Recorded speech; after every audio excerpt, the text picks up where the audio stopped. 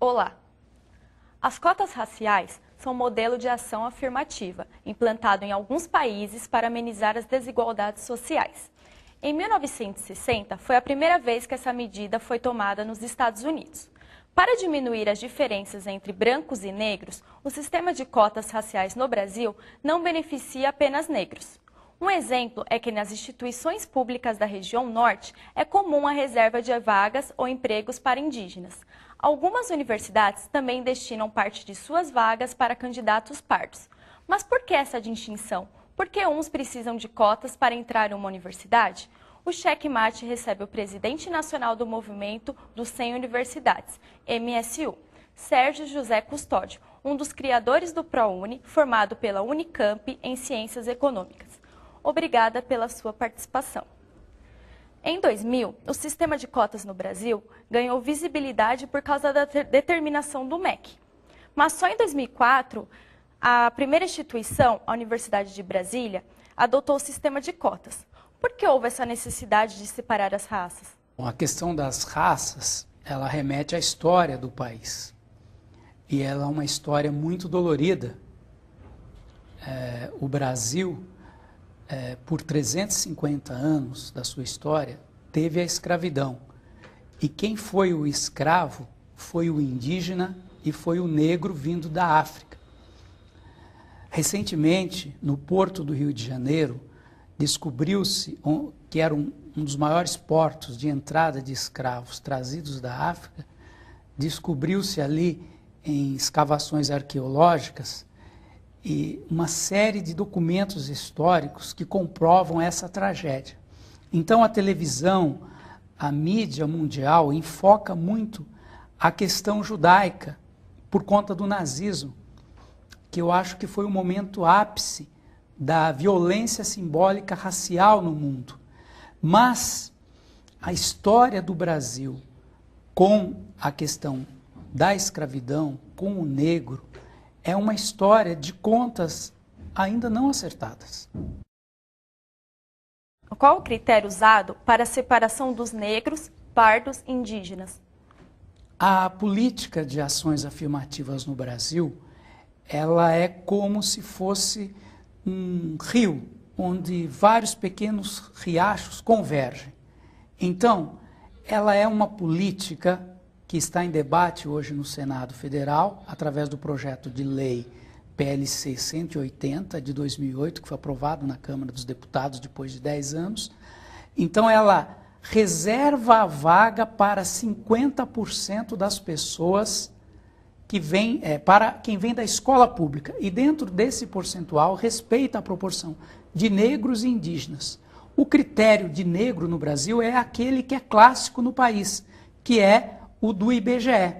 Então não se trata de inventar nenhum critério novo, mas sim de respeitar aquela estatística já consolidada no país. Quem se beneficia com esse sistema de cotas?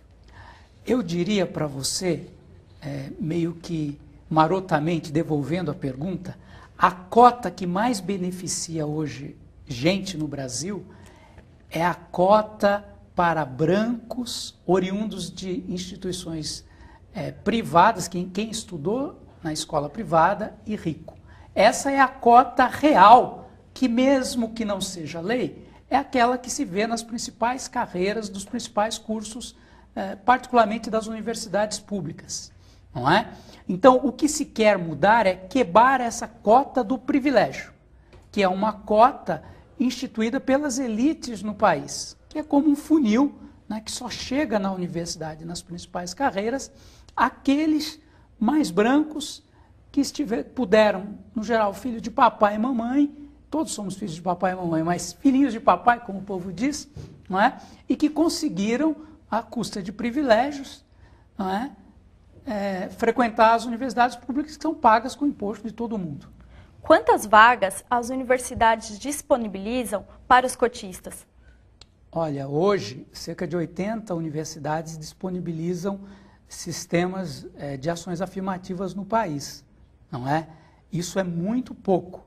Nós temos um quadro de quase 6 milhões de pessoas no ensino superior brasileiro. o que também é muito pouco. O Brasil tem menos de 15% da sua população na universidade, em idade de ir para a universidade. Então, assim, nós temos 88% das matrículas no ensino médio público. Só que na hora de ficar com as vagas, essa estatística se inverte.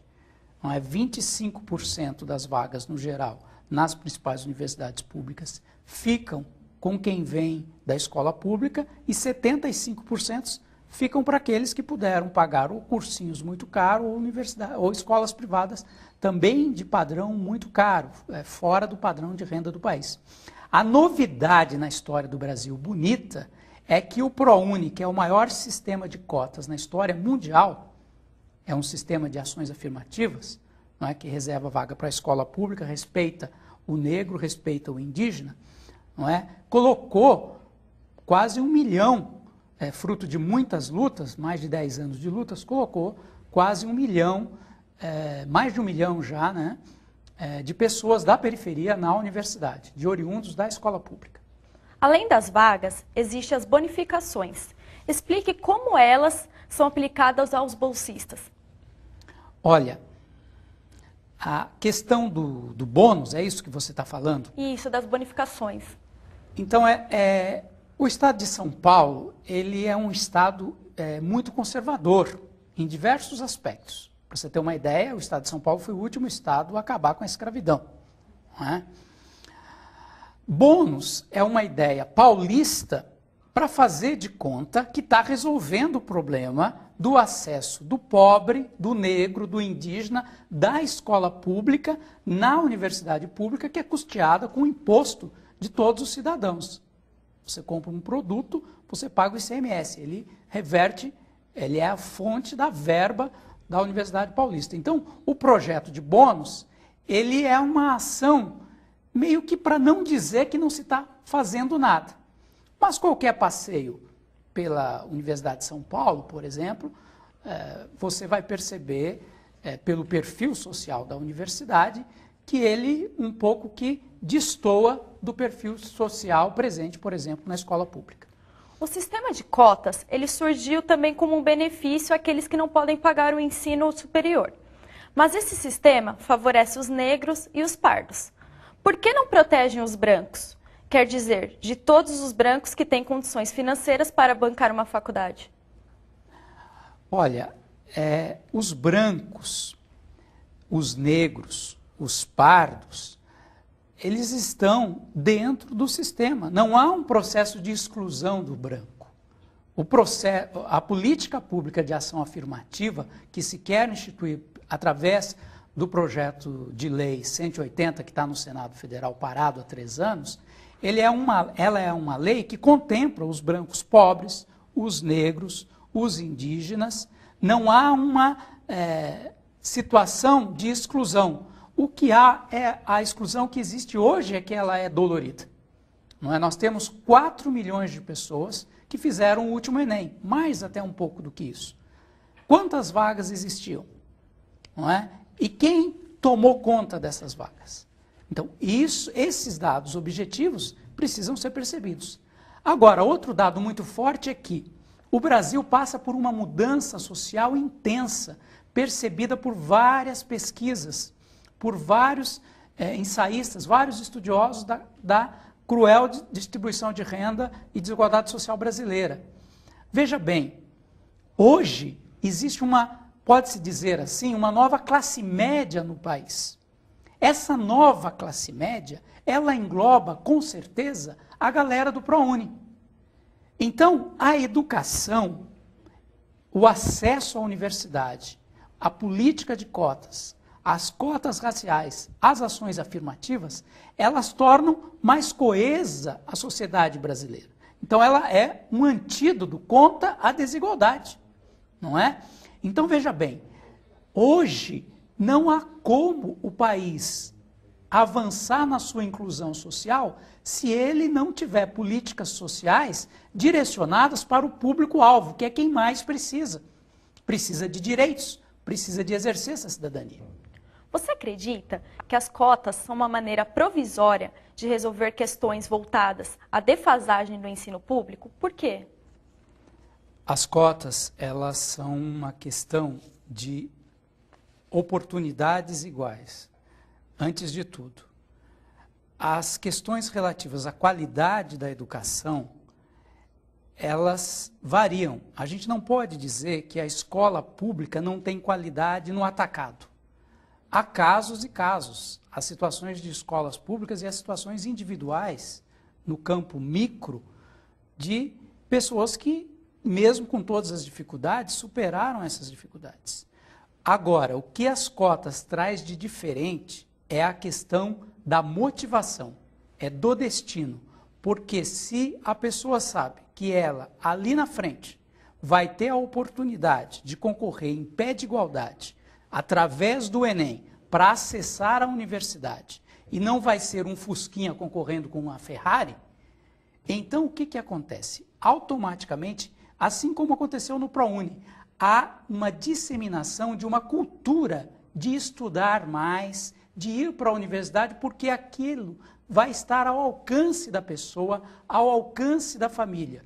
Então, nesse sentido, do mesmo jeito que o ProUni é um sistema de cotas para o sistema privado de educação superior, as cotas em debate no Congresso Nacional hoje, o PLC 180, significam garantir esses direitos também para as instituições do ensino superior públicas. Então, trata-se sim de um choque, de gerar por ondas um choque de qualidade na educação pública, porque à medida em que a porta se abre, as pessoas por si só vão se mobilizar. Então vai ter um choque de qualidade que interessa a todas as instituições públicas, privadas, todas as instituições do ensino superior, privadas ou públicas, porque vai haver um caldo de cultura maior. Num país que só tem 15% do povo na universidade, isso significa que é o próprio país investindo no seu povo. A Constituição Federal é muito clara no que se refere ao princípio da igualdade. Ela diz que todos os cidadãos que têm o direito de tratamento idêntico pela lei. Por que isso não funciona na prática? Mas essa pergunta você responde no próximo bloco. Nós vamos agora para um rápido intervalo. O Cheque Mate volta já.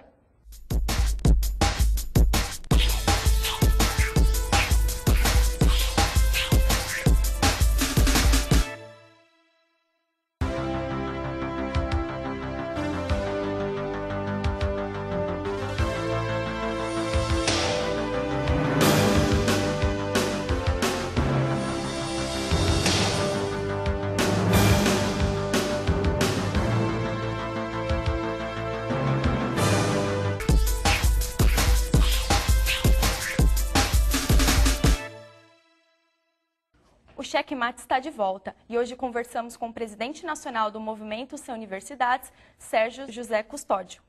Sérgio, pela Constituição Federal, as pessoas brancas, negras e pardas são seres humanos que não diferem uns dos outros. Por que na prática isso não é realizado? Porque nós somos seres históricos. Nós não nascemos do acaso. Nós temos pais, avós, tataravós, e isso vai dar a configuração desse país. Esse país é muito diverso.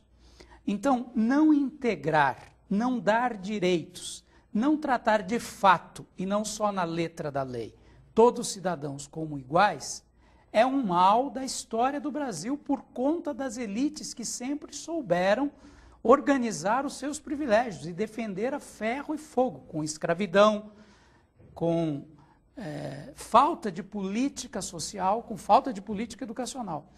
Portanto, a desigualdade no Brasil, nesse Brasil que está entrando nesse novo milênio, ela precisa ser deixada para trás. É algo velho que precisa ser superado pelo novo.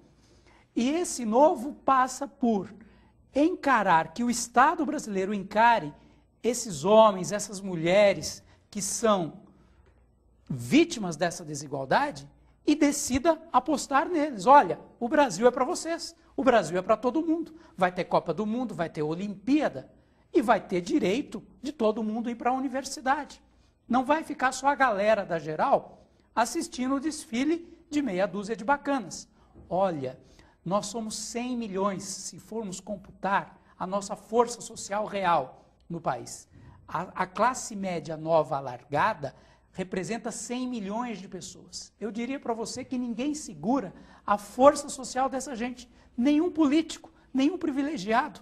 Então eu acho que é uma questão de dias que aconteça o que aconteceu com o ProUni nas universidades privadas, aconteça nas universidades públicas. Por quê? Porque o povo está clamando por esse direito de igualdade. Então, é a igualdade real, a percepção visual, o tato, aquilo que as pessoas vivem no cotidiano, que vai falar mais alto do que a mera letra da lei. Aproximadamente 45% da população do Brasil é composta por negros, e apenas 5% deles estejam matriculados em universidades públicas. Por que esse número ainda é baixo? Por conta da herança histórica. É uma vergonha nacional, um país que deve tanto aos africanos, aos negros, aos seus descendentes, fazer de conta que não deve nada. Tudo bem, no século XIX, que não tinha democracia, que não tinha eleição, não é? A princesa Isabel podia assinar uma lei, não é? Declara-se a abolição e revoga-se todas as medidas ao contrário. Então, e não tratava da educação, não tratava da moradia, não tratava do emprego, não tratava da posse da terra. E jogava os ex-escravos ao Deus dará. Portanto, suas famílias, e isso foi se reproduzindo ao longo do tempo. Óbvio que quando a gente fala que tem que ter a questão racial presente na política de ação afirmativa para o direito à universidade no Brasil, nós estamos falando de onde a dor dói mais, de onde o calo aperta mais. Seria um absurdo o país fazer de conta que não tem uma população negra, sendo que todas as estatísticas mostram isso. A nossa população negra chega a quase 50%. Então, acho que ao fazer isso, o país está pensando nas crianças negras, naquele adolescente, naquele jovem, naquele cidadão que quer trabalhar, que quer viver feliz, que quer ser tratado por igual. Essa semana mesmo teve uma menina de 19 anos que passou na Universidade de São Paulo. O que ela disse? Ela era uma catadora de lixo. O que ela disse? Ela disse assim: chega de ser a exceção. Tem que ter uma regra que vale para mim, porque eu consegui individualmente, mas que vale para minha família, para quem eu conheço, que tem na mesma condição que eu. Então, ao se tratar de lei, de estabelecer a política de cotas por lei, se trata de criar uma regra. E não é mais o jogo de que a exceção, porque só um país de exceção, ele mantém o privilégio ao longo do tempo. Quais são os critérios de avaliação para os cotistas? Não tem privilégio. Essa é uma questão que tem que ser muito esclarecida. Não há essa história de que, vai de graça, vai de alegre, vai comer de graça, não vai pagar a conta. Não é verdade, não é verdade. Não há conhecimento na humanidade, vocês estão dando um exemplo aqui, certo? Que não seja problematizado, que não tenha um suor, que não tenha um esforço. O gosto, o apetite intelectual, ele requer trabalho. Então ninguém vai entrar na universidade de bobeira, porque passou um busão com a porta aberta e com a placa universidade. Não, a mulher, o homem negro da escola pública vão ter que estudar, vão ter que demonstrar qualidade no Enem. O que se trata é de mudar a regra do acesso e de multiplicar, um pouco como Jesus, não é? Multiplicou os pães e os peixes, multiplicar os direitos para que mais pessoas tomem gosto pelo conhecimento, que é o que vai fazer esse país continuar, hoje quinta economia, mas continuar sustentando e superando as suas desigualdades sociais, que são históricas. Qual a posição dos outros países em relação às cotas?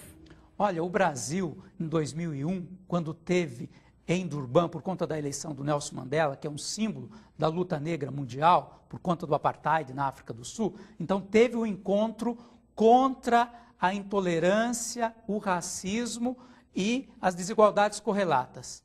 E o Brasil foi condenado justamente por quê? Porque as estatísticas da condição do negro no país, elas estavam na rabeira social, em última condição, um escândalo. O governo brasileiro começou a agir por conta da denúncia de fora para dentro. Então, os outros países enxergam o Brasil, não um Brasil loiro, enxergam o Brasil daqueles que jogam na seleção brasileira. Tem negros lá. Enxergam um Brasil das cores que aparecem quando vêm os turistas visitar, que os olhos mostram. Então não dá para criar um Brasil de mentirinha, um Brasil que não é nos bancos universidades financiados com o dinheiro do próprio povo, do povo negro, do povo da escola pública.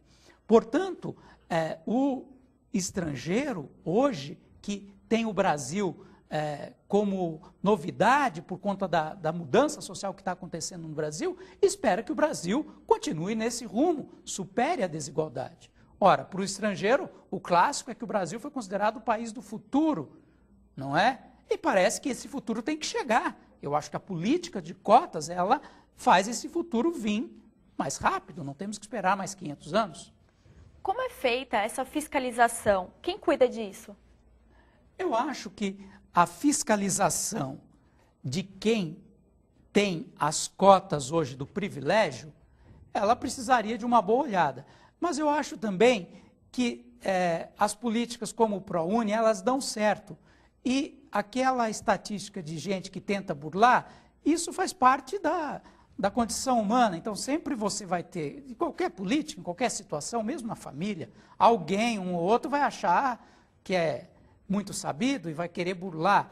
Mas eu acho que a gente não pode medir com essa régua, porque essa régua é a régua do preconceito, é a régua que não acredita no nosso povo. É a régua que diz, olha, tá, então você mostra o direito e a pessoa vai lá e mostra a vírgula, certo? Então eu acho que isso é um jeito preconceituoso de abordar as políticas de ações afirmativas no Brasil, certo? Porque elas sinalizam, sim, mudança consistente na qualidade da educação e na qualidade da integração social brasileira. Em 2007, gêmeos idênticos foram considerados de raças diferentes ao passarem por uma entrevista. Neste caso, como recorrer às cotas reprovadas? Como isso pode acontecer? Será que esse sistema é eficiente? Olha, eficiente não é o sistema atual, que privilegia os ricos e os bem-nascidos e os endinheirados. Esses casos, por exemplo, na UNB, há um critério, porque no ProUni não há o critério na UNB. Entendeu? Pode ser polêmico o critério da UNB. Mas assim, o que acontece? Esse caso dos gêmeos, ele foi transformado em cavalo de batalha, não é? Contra as políticas de cotas. Ora, a medida não é justa. Por quê? Porque o critério que está no Congresso Nacional não é o mesmo daquele da UNB, não é? Que tem uma comissão que verifica quem é negro ou não. É o critério autodeclarado. A pessoa se declara negro. A pessoa se declara negra, não é? Então eu creio que esse debate da UNB é um debate superado naquela metáfora que eu falei da convergência das opiniões, porque aí o projeto de lei que está hoje no Congresso, ele pressupõe, assim como no ProUni, a autodeclaração, que é muito mais legítima e que é muito mais bonita, inclusive. Para você, cota é um preconceito? Esse é o nosso checkmate. Cota é um direito. Cota é uma regra matemática. A regra é uma divisão, é uma porcentagem. A cota revela no país a necessidade de olhar com carinho para aqueles cujos tataravós, os avós, muitas famílias de pais que não tiveram oportunidade de estudar na vida, deram o seu sangue para construir esse país. Deram o melhor da sua energia para construir esse país. Então a cota é um acerto de contas com o passado do país e é uma aposta no futuro do Brasil. Hoje, o Checkmate abordou o tema Cotas Raciais em Universidades, com o presidente nacional do Movimento Sem Universidades, Sérgio Custódio. Obrigada pela audiência e até o próximo programa.